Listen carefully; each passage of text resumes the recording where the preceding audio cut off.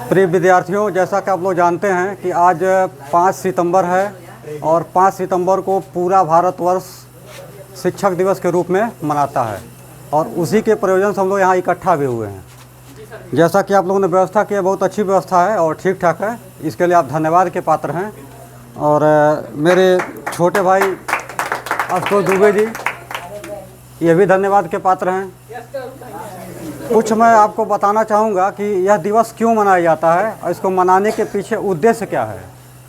तो सर्वप्रथम यह जान लीजिए कि जब आपका भारत आज़ाद हुआ था 1947 में, तो आज़ाद होने के बाद एक शिक्षक थे, मतलब शिक्षक नहीं कह सकते हैं, शिक्षाविद कह सकते हैं उनको, डॉक्टर सर्वपल्ली राधाकृष्णन।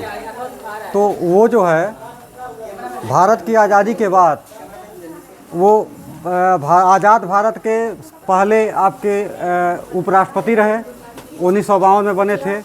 फिर 52 के बाद फिर जो अगला जो चुनाव हुआ उपराष्ट्रपति का, दूसरी बार भी उपराष्ट्रपति वही रहे।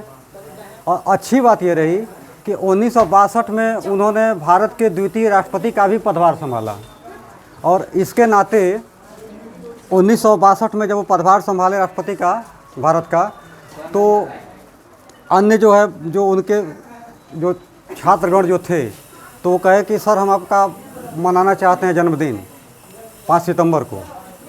तो 5 सितंबर को मनाना चाह रहे हैं, तो इससे एक बात तो क्लियर है कि उनका डेट ऑफ बर्थ क्या था, 5 सितंबर था। सन याद कर लीजिए 1888, ठीक है ना, 1888, वेरी गुड।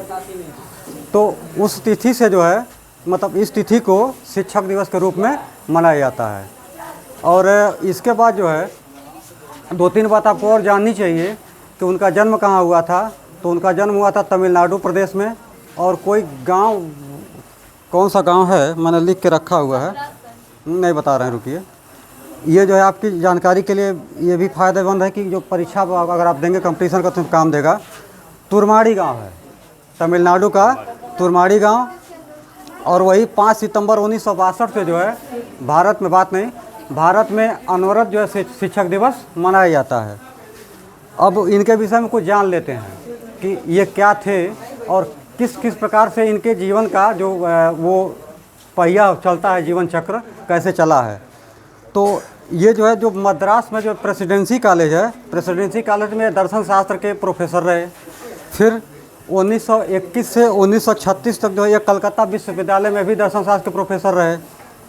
और 1936 से 1939 तक ऑक्सफोर्ड विश्वविद्यालय जो है उसमें भी ये अध्यापन का कार्य किए।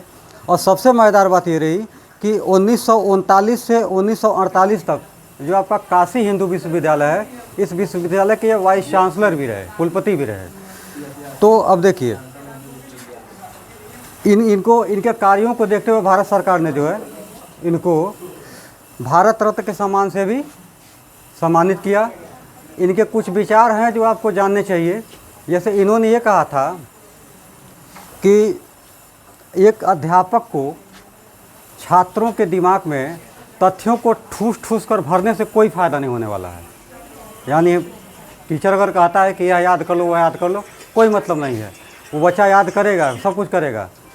लेकिन उन्होंने कहा कि तथ्यों को दिमाग में ठूस के भरने से बेहतर है कि बच्चों को उनके जीवन में आने वाली चुनौतियों के प्रति हम पहले से प्रिपेयर कर दें, तैयार कर दें, ताकि वह चुनौतियों से ऑटोमेटिक वो पार पा जाएं, या चुनौतियों को स्वीकार करते हुए और चुनौतियों को गंभीरता से लेते हुए और चुनौतियों को पार करें।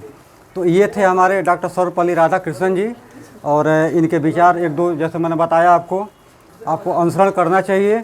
और मैं आप सभी लोगों को शिक्षक दिवस के अवसर पर जो आप लोगों ने हम दोनों लोगों को जो सम्मान प्रदान किया, मैं आप लोगों का तहे दिल से शुक्रगुजार हूँ, धन्यवाद ज्ञापित करता हूँ। धन्यवाद।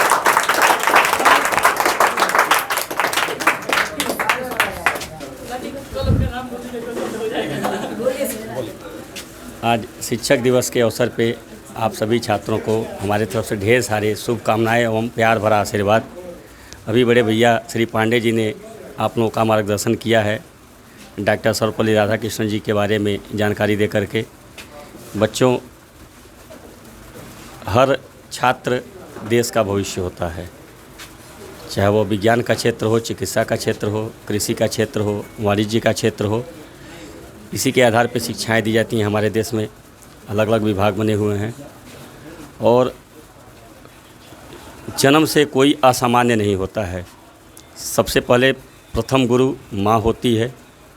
उसके बाद जब हम विद्यालय में आगमन करते हैं तो एक अच्छे टीचर के मार्गदर्शन में और अच्छा कर्म, तो दो बातें, एक हमारा कर्म और एक अच्छा मार्गदर्शन, वही हमें अद्वितीय बनाता है। तो ये ज़रूर ध्यान रहे कि कर्म आपके हाथ में है और मार्गदर्शन टीचर के हाथ में है। तो एक छात्र के साथ साथ एक अच्छा टीचर बनना भी कर्तव्य का होता है। तो आप अच्छे छात्र बने रहें, हम अच्छे टीचर बने रहें, यही मैं कहूँगा। धन्यवाद।